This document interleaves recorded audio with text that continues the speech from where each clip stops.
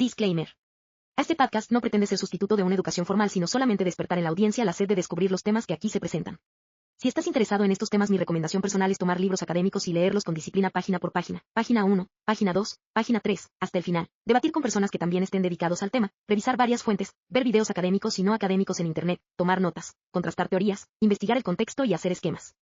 De ninguna manera el Lumpen Podcast o ningún otro video en internet debe ser considerado fuente de verdad, porque los videos en internet son publicados para diferentes audiencias, mientras que las clases universitarias son parte de un programa completo de educación formal y por lo tanto asume audiencias con conocimientos previos y orientación similar.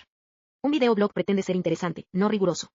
Si es rigor académico lo que buscas, puedes encontrarlo en tesis de grado. Dicho esto, gracias por visitarnos.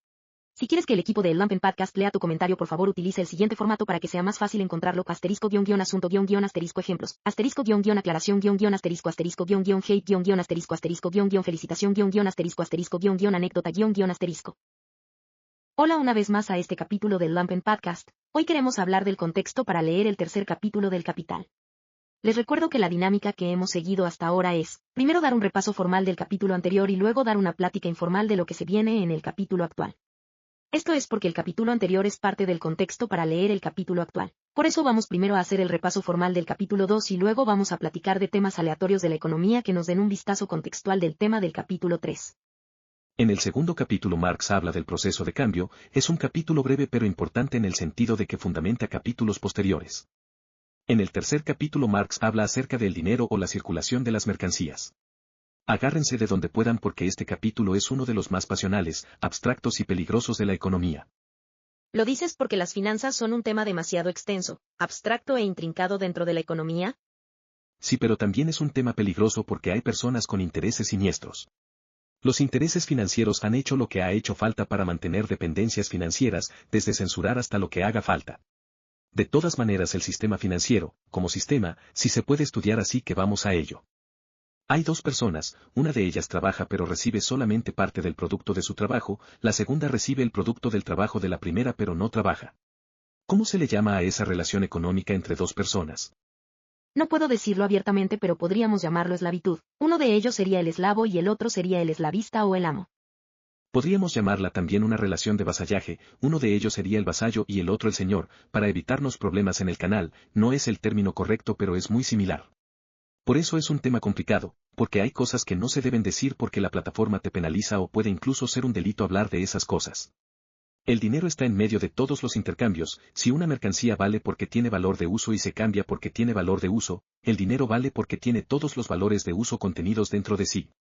Si tú quisieras convertirte en señor y tener vasallos, seguramente trabajarías por acaparar al dinero, buscarías tener todo el dinero y que nadie más lo tenga. Así funciona el poder. Si quieres controlar la vida de las otras personas, tienes que encontrar la manera de que ellos dependan de ti. Si no dependen de ti, ¿cómo esperas controlar sus vidas? ¿Cómo les quitas su trabajo? ¿Su dignidad? ¿Su integridad? ¿Su vida? ¿Entonces el dinero es el mecanismo con el que nos convierten en vasallos? Uno de ellos. Aquí ya hemos visto varios. En la acumulación originaria nos quitaron la tierra, luego con las estrategias de precios nos quitan otra parte porque pagamos el valor de las mercancías y un poco más. Más adelante vamos a ver otro, la plusvalía, en la que trabajamos una jornada, parte de esa jornada se nos paga en salario y la otra parte se la queda el patrón. Hay muchas maneras de formar ese vínculo de vasallaje, pero el dinero es una de las más efectivas y de las más eficientes. Por ejemplo, en África se utiliza moneda francesa y de esa manera se paga el señoreaje. ¿Qué es el señoreaje? ¿Sabes qué? Mejor ahorita me dices. Vamos primero a repasar el capítulo 2. Vamos a ello. Marx empieza el capítulo hablando de que las mercancías no acuden al mercado a cambiarse por sí mismas, sino que es un intercambio voluntario entre poseedores de mercancías. Dejando claro que el intercambio es un proceso entre personas y una vez más desacredita la idea de que las mercancías tengan un valor por sí mismas fuera del trabajo humano. El humano produce y el humano intercambia. También es obvio que esas personas son propietarios de esas mercancías, o sea, hay propiedad privada, hay posesión y también hay un acto de voluntad entre propietarios por intercambiar las mercancías. A esa relación de intercambio se le llama contrato. Los productores se relacionan entre sí en el mercado a través de las mercancías, por lo que la relación entre ellos es la relación que tienen ellos para con sus mercancías. El productor se relaciona con su producto en el sentido de que su producto se intercambia por otras mercancías, no es un objeto de uso sino un objeto de cambio. Para ese productor, esa mercancía no tiene valor de uso, tiene solamente valor de cambio. El intercambio se realiza en lo individual y también en todo el sistema. En lo individual todos ven a su mercancía como el objeto con el que miden el valor, pero al ser tantas mercancías, se necesita de una mercancía dinero que las refleje a todas. Ojo aquí, porque en los tiempos de Marx el dinero era una mercancía, el oro y la plata no eran papeles impresos con un valor por decreto. O sea, a ver qué te parece esto. Voy a refutar la teoría del valor trabajo. Si la teoría del valor trabajo es verdadera, esto quiere decir que imprimir un billete de 500 pesos es 10 veces más difícil que imprimir un billete de 50. Pues.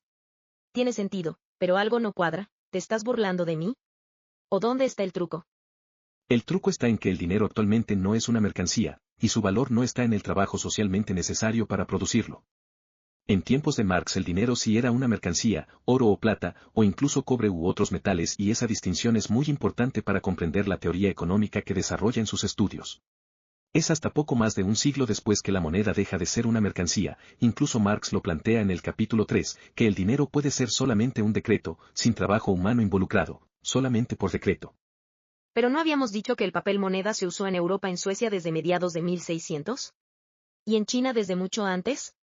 Sí, pero ese era dinero respaldado por oro, o era dinero crédito basado en una promesa de pago. En tiempos de Marx ya existía el dinero crédito porque ya había bancos. No voy a meterme en la historia del dinero porque la encuentras en cualquier otro canal, aquí venimos para entender al capital de Marx y si acaso podemos mencionar cosas porque no las hemos visto mencionadas en otros canales, para ofrecerle valor a nuestra audiencia. Si decimos lo mismo que los demás nuestro podcast no tiene valor. Solo hace falta quedarnos con que el dinero que analiza Marx es una mercancía, o una promesa de pago si hablamos de dinero crédito, y que fue hasta 1973 que se crea el dinero por decreto del Estado, el dinero fiat. Bueno, continuemos entonces. La cristalización del dinero es un producto del proceso de cambio, y ese proceso no se realiza en lo individual sino en lo colectivo. Es el mercado el que elige la mercancía dinero, no el individuo. Aquí cabe destacar que el dinero de menor valor es el que domina al mercado porque, si vas a atesorar una de dos monedas, vas a atesorar la moneda más nueva y la que está desgastada la vas a mandar a circular al mercado. Además de que el dinero de menos valor es el que se mueve en las transacciones de todos los días porque, por ejemplo, si vas a pagar por una pieza de pan tiene más sentido pagarla con una moneda de cobre que con un lingote de oro, mientras que si vas a pagar un embarque de sedas vas a pagar con lingotes de oro y no con moneditas de plata. Sí, también. Entonces la mercancía dinero termina representando a todas las mercancías. Y también termina representando al trabajo humano en dos sentidos, en que se puede comprar un servicio y se puede comprar mercancía que tiene valor por el trabajo humano socialmente necesario para producirla. Tú tienes dinero y ese dinero representa poder, mercancías, servicios. No necesitas ser el más fuerte o inteligente, puedes usar tu dinero para comprar la fuerza o inteligencia de alguien más, no necesitas ser el más trabajador o el más productivo, con el dinero puedes comprar el trabajo y la productividad de alguien más. Todo eso que puedes comprar entonces está revestido con la forma de dinero. Ese dinero tiene valor de cambio, pero reviste todos los valores de uso, por eso es una mercancía clave para formar relaciones de vasallaje. Y en las sociedades donde no hay dinero, el intercambio se hace directamente intercambiando mercancías. Por ejemplo, cuando llegó Colón a América los intercambios se hacían directamente, no por medio de alguna mercancía dinero. Por lo menos al principio. Y en esos casos el valor de las mercancías flotan porque no tienen sustento en el valor socialmente necesario, como cuando los nativos cambiaban oro por cuentas de vidrio. Sí, de hecho Marx dice que la forma dinero aparece solo hasta que es necesaria, porque el comercio se vuelve frecuente, las mercancías que se mercan son demasiadas y se producen específicamente para ser mercadas. ¿Cómo que se producen para ser mercadas? Es que es un proceso natural de las sociedades, las mercancías valen por el trabajo socialmente necesario invertido en ellas, si el productor produce más barato que los demás, entonces gana más que los demás cuando vende sus mercancías. Y la única manera de hacer eso es especializándose en producir una sola mercancía. Con el tiempo todos los productores producen una única mercancía, producen mejor, más barato y en mayor cantidad, no para consumir sino para vender sus mercancías. Luego el intercambio se vuelve frecuente, las mercancías que se mercan son demasiadas y por fuerza aparece la mercancía dinero. El dinero debe ser divisible y transportable. La primera forma de dinero que surge entre nómadas son mercancías que representan las formas más mínima de valor y, o las que más frecuentemente se mercan. ¿Qué mercaría una sociedad nómada? Huevos, artesanías, cosas compradas en otras partes, ganado, etc. ¿Y en una sociedad sedentaria? Pues lo mismo, pero también otras como la tierra, una sociedad nómada no merca tierra. Y en todos esos casos el dinero es una mercancía. Sí, la más divisible, la más pequeña o la que más se merca. Y esa mercancía tiene un valor de uso, un valor de cambio y una función social, tiene las tres. En el capítulo 3 vemos un poco de teoría monetaria marxista. La función social de mediar los intercambios. Sí, en el próximo capítulo vamos a platicar de la teoría monetaria marxista. Pero cuando la mercancía tiene un valor en sí misma, valor de uso o porque tiene trabajo humano, su valor de cambio también fluctúa, ¿no? Es decir, si tuviéramos por ejemplo oro o plata como mercancía dinero, el valor del dinero subiría o bajaría también con el valor del oro y el valor de la plata. O incluso el dinero de oro podría subir o bajar respecto al dinero de plata. Sí, eso pasaba en los tiempos de Marx, por eso también las monedas de metales preciosos suelen tener nombre de medidas de peso como la libra o la onza, porque representaban pesos de oro o de plata. Salinas Pliego y uno de sus esbirros, Luis Pasos, abogaron mucho tiempo para que la plata se volviera moneda de curso legal. Yo compré onzas de plata en Banco Azteca pensando en venderlas posteriormente ahí mismo, pero cuando fui a venderlas resulta que no las compraban, solo las vendían.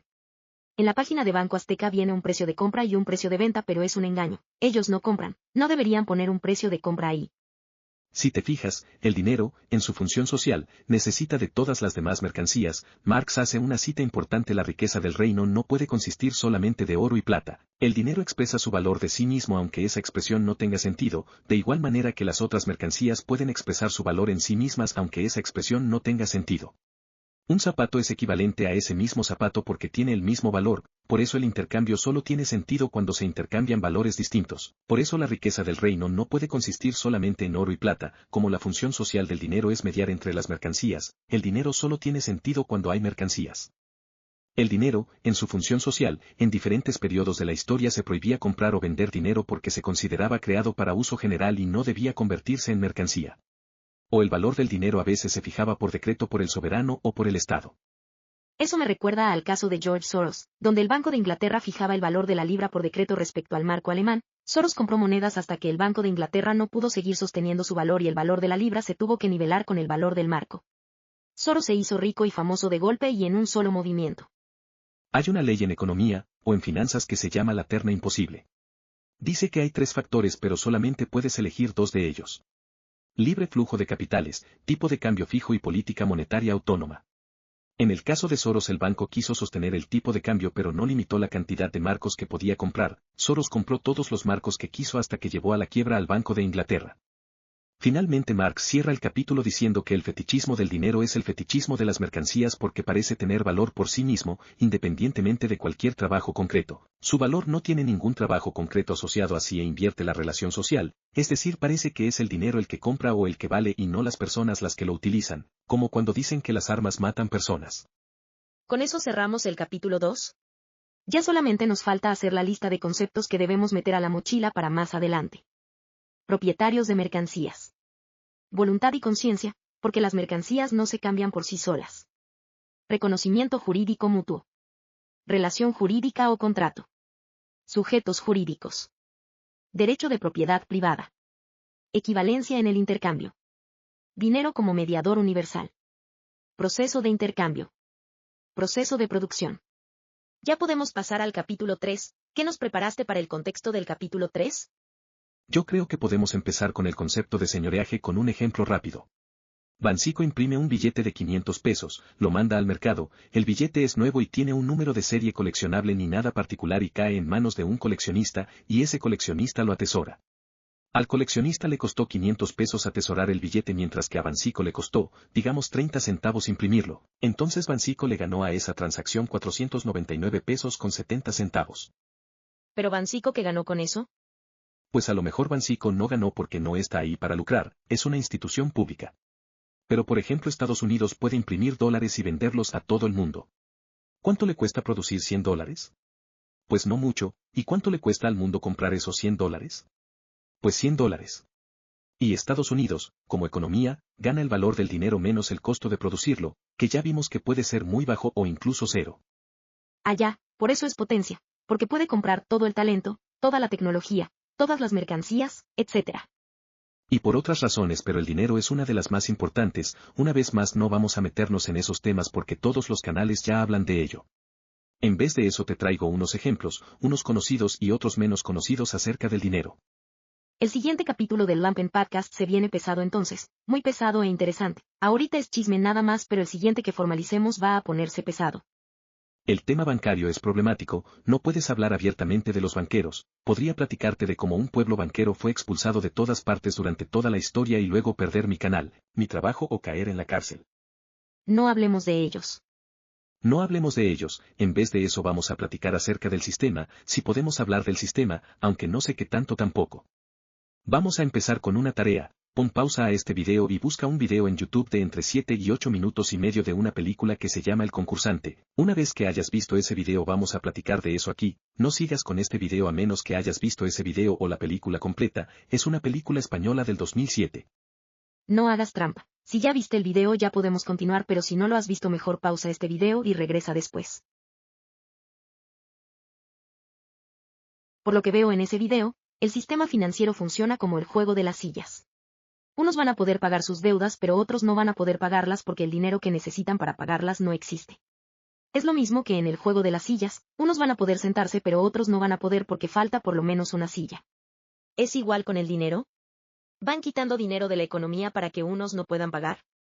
El sistema financiero no funciona como en esa película, el dinero ya no es el oro, ahora son papeles impresos, monedas de metal, números en una computadora, etc. Entonces ahora el Banco Central es el que produce el dinero, pero ahora lo produce de la nada. Puede simplemente producir más y más para que todos paguen sus deudas en cada ciclo de deudas. Lo produce de la nada, pero no lo produce tanto como se le dé la gana. Por ejemplo, en Estados Unidos la Reserva Federal, el Banco Central, es parte institución pública y parte privada y la política monetaria la define la FED. Y si recuerdo correctamente, según la teoría monetarista, entre más dinero se imprime más suben los precios, o sea que hay más inflación.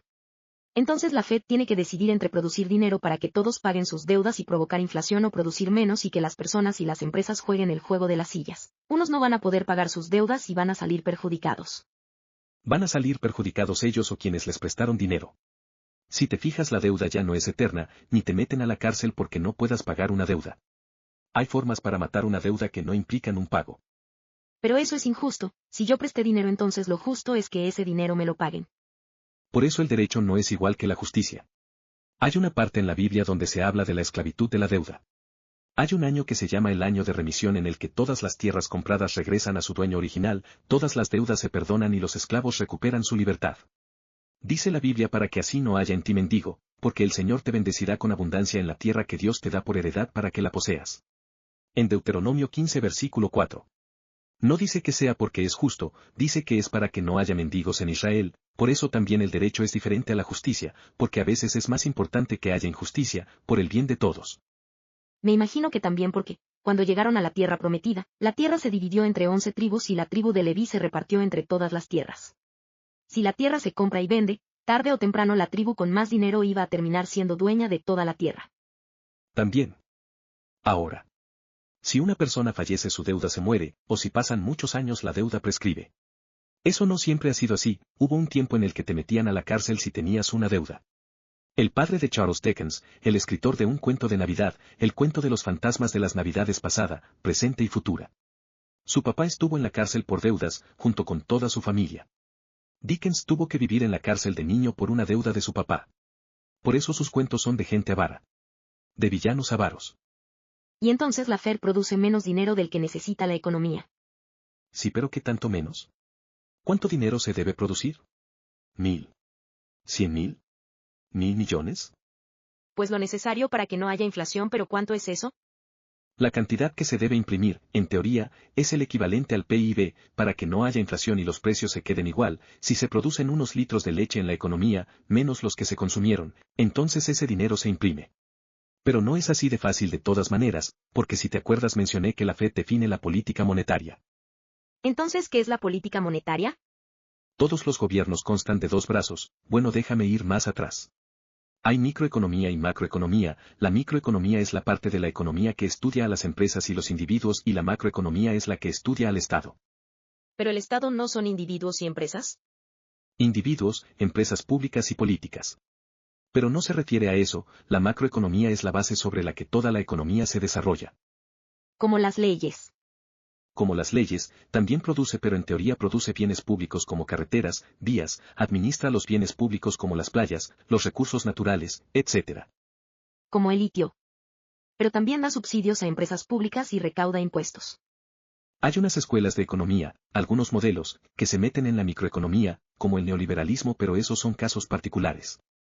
En general, la macroeconomía se ocupa, por ejemplo, de la producción nacional, el desempleo, la inflación, las leyes, etc. Toda la economía se desarrolla encima de esa plataforma.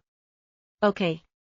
Entonces, los gobiernos tienen dos brazos con los que actúa, la política monetaria que se refiere a todo lo relacionado al dinero y la política fiscal que se refiere a todo lo que no es el dinero, como el cobro de impuestos, las políticas públicas, los aranceles, los subsidios, todo lo que hace el gobierno federal y el SAT. O sea que, están el poder ejecutivo, el legislativo y el judicial. El legislativo hace las leyes, el judicial las aplica y el ejecutivo tiene al gobierno federal y al Banco Central. Sí, más o menos, aunque el Banco Central es autónomo pero está más relacionado con el Ejecutivo.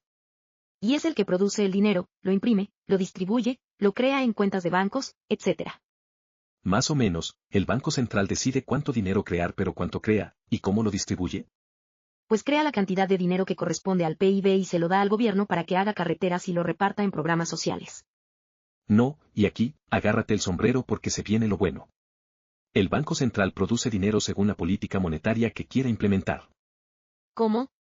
Hay dos problemas generales en la economía, la inflación y el desempleo. Si el desempleo está subiendo, el Banco Central produce más dinero para que haya más dinero, habiendo más dinero la gente compra más cosas, habiendo más demanda las empresas contratan a más personas y producen más, pero junto con eso aumenta la inflación.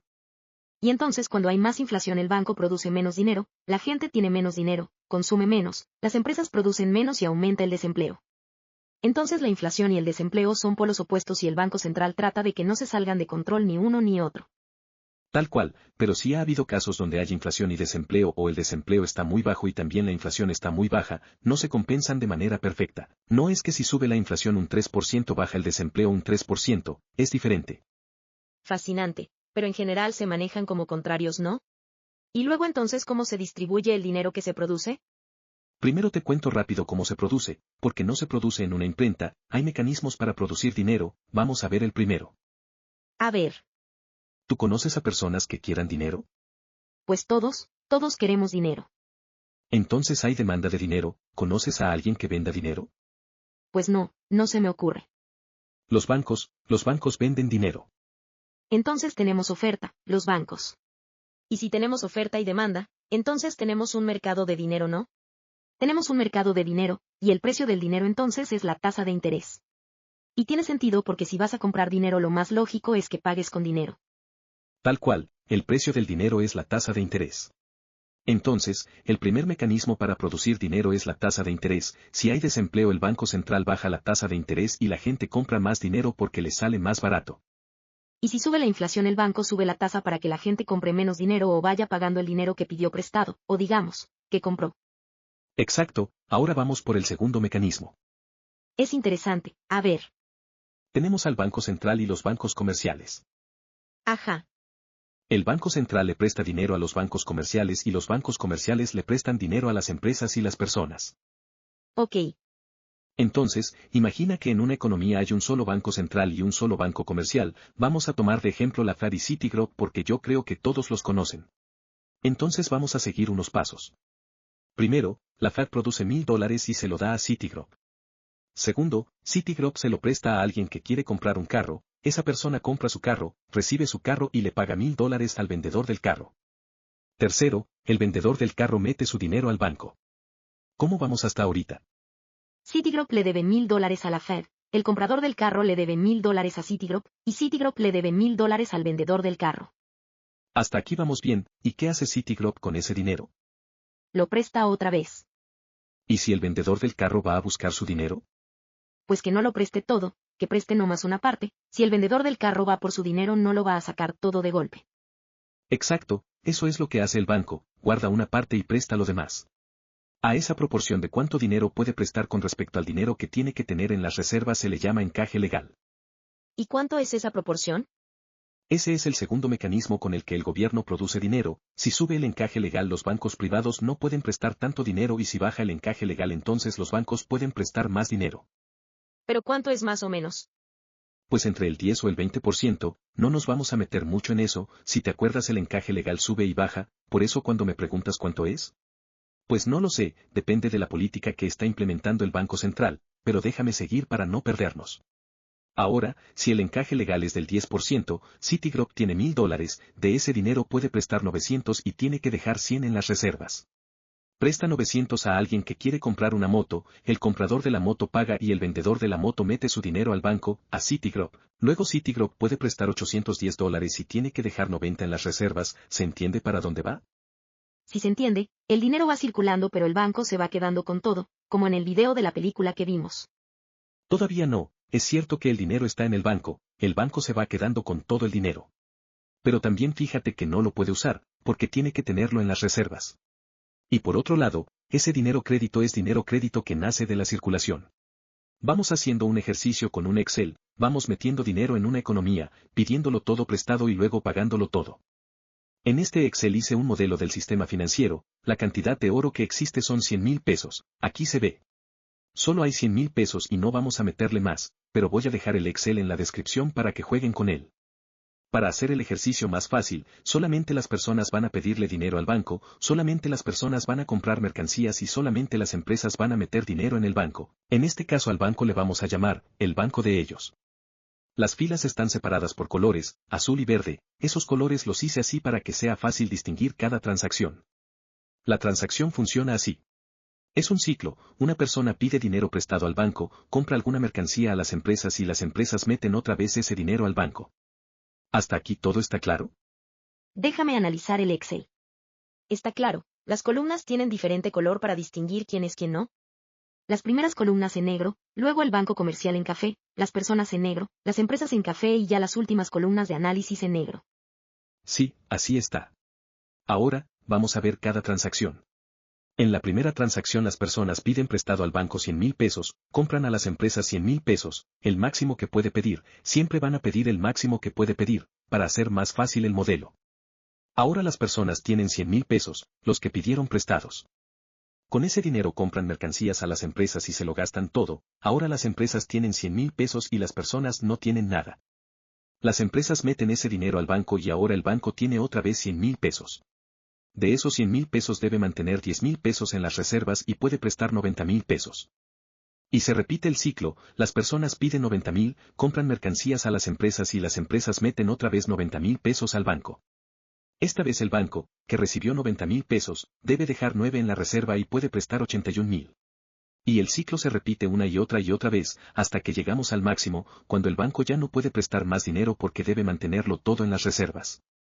¿Hasta aquí todo bien? Todo bien, las personas están pidiendo prestado una y otra vez, comprando y las empresas devuelven ese dinero al banco. Muy bien, si te fijas, el dinero va circulando, solamente hay 100,000 pesos de oro en toda la economía, no existe ni un peso de oro más, y sin embargo, en la columna V, vemos que la deuda ha aumentado mucho más de 100,000 pesos, como en el video. A esa deuda le vamos a llamar dinero crédito, porque es dinero que no existe, pero pareciera que sí existiera porque es dinero que ya se gastó. Y si nos vamos hasta las filas más bajas de la tabla de Excel vemos que el dinero crédito es de 1,000,000, aunque el dinero en oro son solamente 100,000 pesos de oro. Entonces, ¿por qué dices que no es como el video del concursante? Esa deuda no se va a poder pagar porque debes pagar 1,000,000 pero no más hay 100,000 pesos de oro. Porque a pesar de que ese dinero no existe, podemos seguir el camino de regreso pagando todas las deudas, una tras otra, y así nos vamos cancelando el dinero crédito. O sea que la circulación del dinero en oro va multiplicando el dinero, pero no el dinero en oro sino el dinero en forma de crédito. Se ve más claro en la app, si ves, del lado izquierdo hay dos fases. En la primera se ve cómo aumenta el dinero crédito conforme la gente va pidiendo dinero prestado y luego va disminuyendo el dinero crédito cuando se van pagando las deudas. ¿Y por qué dice el video que no se puede pagar la deuda? El video dice que no se puede pagar la deuda cuando hay una tasa de interés. Vamos poniéndole una tasa de interés a la app. Digamos, 5%, y ejecutamos la simulación. ¿Viste lo que pasó? Con 5% de tasa de interés la deuda que no se puede pagar ahora es de 44,768 pesos con 8 centavos. Es casi la mitad del dinero el que no se puede pagar. También lo puedes hacer en el Excel, le pones un 10% de interés a este préstamo y ya tienes 10,000 pesos de oro que no vas a poder pagar nunca, y aquí es donde se crea el juego de las sillas. El dinero crédito lo puedes pagar, pero el dinero usurero no se puede pagar nunca. Por eso fue ilegal durante siglos. Y podemos jugar en la app, por ejemplo, ¿cuánto es lo que no se puede pagar si le ponemos una tasa del 20%? ¿Y si el encaje legal lo dejamos en 5%? En la descripción del video les vamos a dejar el link al Excel y el link a la app para que jueguen. Sí te estoy entendiendo, pero voy a jugar con la app y con el Excel para entenderlo. O sea, estoy entendiendo lo que estás diciendo, pero necesito ver qué está pasando en cada paso y por qué es que no se puede pagar. En sí, lo que quiero que veamos es justamente ese efecto del crédito. El crédito multiplica el dinero que hay en circulación y la tasa de interés hace que todos estemos jugando el juego de la silla. Cuando termine la música va a haber gente que no pague su deuda y alguien va a perder su dinero porque no se puede pagar. Por eso dices que necesitamos mecanismos para que la deuda prescriba. Por eso. Como hay varios bancos, lo que hay se reparte entre todos, no todas las deudas se pagan, algunas se embargan, algunas de plano no. Esa es la segunda forma en la que el gobierno produce dinero, subiendo o bajando el encaje legal. Solo que en este caso, no es el gobierno el que crea el dinero sino los bancos comerciales, solo por el efecto de prestarlo. Ya no me voy a meter más allá porque es demasiado, pero ya te das una idea. Por eso a ellos los corrieron de todos los países del mundo durante siglos, porque ellos manipulaban el dinero, al final todos eran pobres y ellos lo tenían todo. El banco gana dinero con su dinero, gana dinero con tu dinero y el dinero de todos nosotros y gana dinero con dinero que no existe. Y ellos lo saben, es como el dicho que dice que entre gitanos no se leen la mano. Por eso ellos se prestan dinero entre sí sin intereses o con pocos intereses. Hay una figura de préstamo que se llama Eteriska, de la que no voy a hablar porque tengo que cuidar el canal de ellos. Pueden poner pausa en el video y ahorita que lo googleen regresan. Ya vi lo que es, no nos metamos más. Sí, no hay que meternos más. Pero sí podemos seguir describiendo al sistema por lo menos hasta donde no corramos peligro. Estábamos hablando de la producción de dinero. Ya hay que pasar ese punto, no más mencionamos dos mecanismos para producir el dinero fiat, la tasa de interés y el encaje legal. Vamos ahora a hablar de la distribución. Si te voy entendiendo, entonces el dinero se distribuye porque la gente o las empresas lo piden prestado. Sí, pero cada quien tiene su nivel de vasallaje. ¿Te acuerdas de las estrategias de precios? Sí, del video del prólogo, que las empresas ponían sus precios buscando la mayor ganancia, incluso podían cobrarle más a una persona que a otra, con las cookies de su navegador. Hay especulaciones de poner un nivel de precios en los supermercados en después electrónicos en lugar de etiquetas, para ir poniendo precios a los productos según se conozca al cliente o según cómo se vista, cuánto aparenta su capacidad de pago. Ah, pues lo mismo sucede con el dinero. ¿Cuál es el precio del dinero? La tasa de interés. Y cada persona tiene su propia tasa de interés, por eso cada persona tiene ya de por sí su propio precio del dinero. Y todo lo que se compra con ese dinero, por eso cada quien tiene su propia tarifa en todo lo que compra. Entonces mientras que a mí una casa me cuesta 1.000.000, a ti te puede costar 800.000. Exactamente. Y los dueños del dinero se quedan con toda la diferencia, o más bien todo el interés del crédito que puedan sacarnos. No, tampoco. Hay que tener cuidado con cómo entendemos las cosas, lo que dices es cierto, pero los dueños del dinero somos todos. Todos ganamos interés y a todos nos cobran interés. Tampoco es fácil manejar un banco, se gana mucho dinero pero también hay regulaciones y los bancos también pierden o quiebran. Entonces es como cualquier otra actividad en la economía, en la que todos participamos. Sí, pero fíjate qué actividad, porque tampoco es una actividad inocente. Todos participamos en esa actividad, pero esa actividad nos convierte a todos en vasallos y convierte a unos en señores. Por ejemplo, las personas que deciden cómo se va a mover ese dinero tienen demasiado poder, tienen el poder de su dinero, el poder de mi dinero, el poder del dinero de todos y el poder de dinero que no existe.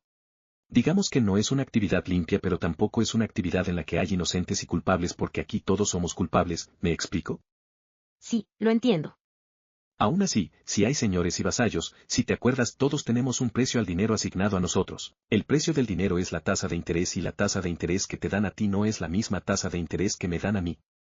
Esa tasa de interés depende de quién eres y de dónde estás. Si tú eres rico tu tasa es baja, si eres pobre tu tasa es altísima, si tú eres uno de ellos tu tasa es eterisca, si tú eres familiar del banquero o de algunos políticos tu tasa es baja, cero o incluso menor a cero, incluso puede ser gratis. Hay una entrevista que hace Altagracia Gómez con Oso Tavara donde menciona en el minuto 3 que su papá a los 20 años habló con el presidente para que la banca de desarrollo le diera un crédito. ¿Puedes tú ir con el presidente a que te dé un crédito? ¿Qué tasa tienes tú? ¿La misma que el papá de Altagracia? ¿Te prestan los mismos montos? ¿Corren los mismos riesgos? No, pues no. Yo estoy del lado de los vasallos. Pero sí te entiendo, el sistema financiero sí tiene sus medios para crear vasallos y señores. Por eso cuando los libertarios hablan de que el cobro de impuestos es un robo, lo único que están manifestando es que son profundamente ignorantes. Aunque también tienen sus puntos válidos, por ejemplo el Estado tiene sus formas de convertirnos en vasallos con cobros de impuestos injustos o nos obliga a adquirir productos financieros como las Afores o el Infonavit. Los señores pueden tomar nuestro dinero, darlo a los señores y ofrecernos rendimientos miserables. Si tú quieres conseguir una propiedad como un carro o una casa, tienes que pagar altos intereses, no puedes usar tu propio dinero porque el gobierno te obliga a entregarlo a los señores. De esa manera los señores se quedan con las propiedades y los vasallos solamente con muy bajos rendimientos para su vejez. Hasta ahora hemos visto dos formas en las que nos convertimos en vasallos, los precios alterados y el dinero, sobre todo el dinero crédito. Y si te fijas, desde aquí ya podemos ver quiénes son los más perjudicados. Los pobres, porque a ellos el dinero les cuesta muy caro y por lo tanto todo lo que compran tiene un costo muy alto. Y todos los explotamos, es terrible y no podemos evitarlo. A lo mejor una cosa que podemos hacer es dejar de usar tarjetas de crédito, si en vez de pagar con tarjeta de crédito pagamos con dinero por lo menos le quitamos ese 3% que cobra el banco de comisión. Y esa comisión no se detiene en tu compra, porque tú le pagas al tendero y el banco se queda con el 3%, el tendero con esa compra que tú hiciste le paga al zapatero y el banco le cobra el 3%, el zapatero le paga al panadero y el banco se queda con el 3% y así nos vamos, por eso hay que usar la tarjeta lo menos posible. Yo todo lo que puedo pagar con tarjeta de crédito lo pago con la de crédito, pero si me cobran esa comisión pago con la de débito. También yo, el vendedor sabrá si le transfiere la comisión al cliente, a mí no me da coraje que me trasladen la comisión a mí, simplemente si me la cobran yo pago con la tarjeta de débito. ¿Hay algo más que quieras agregar a este capítulo? Sí, preparé un ejercicio y un último ejemplo. ¿Cuál quieres platicarnos primero? Pues es más rápido el ejemplo, si quieres nos vamos con ese. A ver. ¿Te acuerdas de la burbuja inmobiliaria del 2008? Sí, que las casas tenían unos precios muy inflados, la gente dejó de pagarlas, los precios de las casas cayeron y todos los créditos se fueron a la basura. Y hubo una crisis tremenda, por los créditos. Sí. ¿Sabes por qué los precios de las casas subieron tanto? Porque la gente empezó a comprarlas más y los bancos les daban más y más créditos. Entonces, ¿por qué los bancos les daban más y más créditos? Porque las casas estaban subiendo de valor, entonces los créditos tenían una casa en garantía que estaba subiendo y subiendo de precio. Exacto, no tiene mucha ciencia hasta ahora o sí. Pues no. Ahora, ¿tú sabes qué le da valor a una casa? El trabajo humano socialmente necesario. Sí, cuando la ves como una mercancía sí. Pero cuando a una casa la ves como una inversión su valor es diferente. Es como el ejemplo de los billetes, que no tiene valor de cambio según el trabajo humano socialmente necesario para producirlo sino por decreto del Estado. Cuando una mercancía es mercancía y se compra por su valor de uso, su valor es uno, pero cuando es inversión su valor es otro. Marx explica la diferencia en el capítulo 4. Lo vemos en los siguientes dos videos pero mientras. Una casa es una inversión, ¿cierto? Porque la puedes rentar o la puedes comprar, mantener y vender más cara después. Cierto. ¿Y qué le da valor a una inversión? Una casa es una mercancía pero también es una inversión, entonces ¿qué le da valor a una inversión? El rendimiento. ¿Y cuánto rinde una casa? Pues la renta y la plusvalía. Exacto, eso es lo que le da valor a una casa. ¿Y entonces, cuánto vale una inversión? O sea, si yo compro una casa como inversión, ¿cuánto vale esa casa? Pues, tendrías que calcular cuánto vas a recibir de rentas, cuánto vas a meter de mantenimiento y en cuánto la vas a vender al final. Exacto, y para eso se necesitan los números, las finanzas son números. Ahora, yo podría meter mi dinero en CETES y esa inversión me estaría dando un rendimiento, ¿cierto? Y los CETES no tienen ningún riesgo, entonces una inversión se evalúa respecto a la tasa de CETES, todas las inversiones se evalúan respecto a la tasa de CETES, todas las inversiones. Si la tasa de CETES baja, entonces todas las inversiones que hay en la economía suben de valor y al revés, si la tasa de CETES sube, entonces todas las inversiones bajan de valor. ¿No hay una fórmula? La fórmula es la de la perpetuidad, o sea es lo que recibes de renta en el año entre la tasa que esperas ganar. Si la tasa que esperas ganar se duplica entonces el valor de la casa baja a la mitad y si la tasa que esperas ganar baja a la mitad entonces el valor de la casa sube al doble. No me quiero meter en cosas muy técnicas porque para eso hay otros canales, mejor que la gente lo agarre de tarea. Ok, me lo llevo de tarea entonces. Si te fijas, cada vez que el Banco Central baja la tasa de interés el gobierno federal saca un programa de viviendas, es por eso, porque los precios de las casas van a subir. Y también por eso los candidatos a presidentes, unos dicen que van a combatir a la inflación y otros dicen que van a combatir al desempleo, porque ya saben para dónde se va a mover el ciclo. Ándale, por eso Calderón decía que iba a ser el presidente del empleo, pero no es porque el candidato sea un genio que sabe cómo resolver los problemas y su contrincante sea tonto y no pueda resolverlos, más bien es porque sabe para dónde va la economía. Tiene sentido. Ese ejemplo no más es para ilustrar que los movimientos del dinero provocan movimientos en los valores, en los precios, pero también en los valores de todas las inversiones. ¿Pasamos ahora al ejercicio y ya nos vamos? Sí, ya nos vamos. El ejercicio es muy simple, pero vamos a ver cómo se usan los números en las finanzas. Aquí hay una corrida de un crédito hipotecario, es un crédito hipotecario que no es real pero sería algo muy típico. El crédito inicial fue de 1.456.000 pesos. La tasa del crédito fue del 9.3% y las mensualidades alrededor de 15.000 pesos mensuales. Hasta aquí todo bien. Todo bien. Ahora viene la magia, y esto es un caso real, cuando haces una compra a meses sin intereses, si regresas el producto o cancelas la compra, el banco te hace la devolución completa del monto que costaba el producto, y luego te va cobrando cada mes como si efectivamente hubieras comprado el producto. Aunque lo hayas regresado o hayas cancelado la compra. Exacto, porque ya te hizo la devolución completa de todo el dinero, solo que te la va a estar cobrando mes a mes. En la práctica, te hizo un préstamo sin interés. Sí, hasta aquí todo bien. Una amiga hizo una compra a meses sin intereses de 40.000 pesos, y al final regresó el producto, el banco le hace el depósito y mi amiga con ese dinero pensó, ¿qué voy a hacer con este dinero? Pues abonar a mi deuda porque tengo mucho que pagar a la casa. En la práctica, mató por unos meses la deuda del banco. Y como la deuda del banco era muy grande, mira lo que se ahorró en intereses. En esta otra tabla vemos que, ella debía en ese momento 1.404.500 pesos con 12 centavos cuando canceló su compra. Habían pasado 24 meses a partir del momento en que sacó su crédito hipotecario. Al devolver esa compra y usar el dinero de la devolución para pagar esa deuda, ella mató todo el dinero que iba a pagar en intereses. Los primeros años de un crédito hipotecario pagas casi puro interés. Sí, los primeros años es casi puro interés, ella ya llevaba 2 años pagando, pero al meter esos 40.000 pesos en el crédito hipotecario, ella avanzó del mes 24 al mes 40, es decir, adelantó 16 meses a su crédito hipotecario. Con ese pago de 40.000 pesos, avanzó 216.932 pesos con 79 centavos, menos los 40.000 que sí pagó, ahorró en total 176.932 pesos con 79 centavos. ¿Y cuánto tuvo que pagar cada mes por esos 40.000 pesos? Como su compra fue a 18 meses, tuvo que pagar 2.222 pesos con 22 centavos durante 18 meses, pero era algo que ella de todas maneras tenía pensado pagar, así que no fue un problema para ella.